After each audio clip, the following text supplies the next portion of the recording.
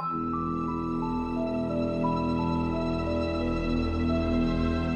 reason she's called J is because as scholars in the 19th century looked at how the Bible was written in a more scientific way, for a long, long time, tradition held that Moses was the one who wrote the Bible, the Old Testament, the Hebrew Bible.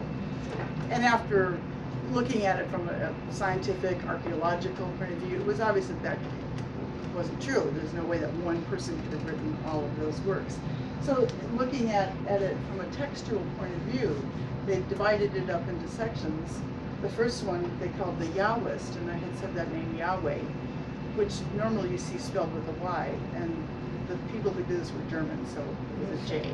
So, and the reason they called the first writer the Yahwist because that was the name he used for God in those sections that she wrote. Later on, the E writer used the term Elohim, which is another name for God. I think it means Lord.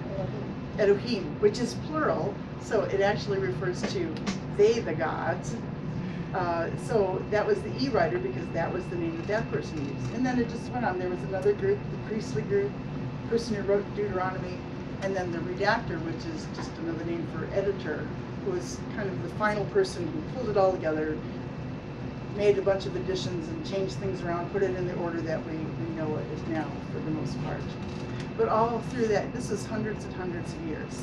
And as it was going along, people would, as I said before, change the stories, add new ones, take things away. And of course, there was a lot in, they think, Jay's original versions that were not acceptable to later generations because she was kind of irreverent, to say the least, especially in her treatment of God. So a lot of that may have been suppressed.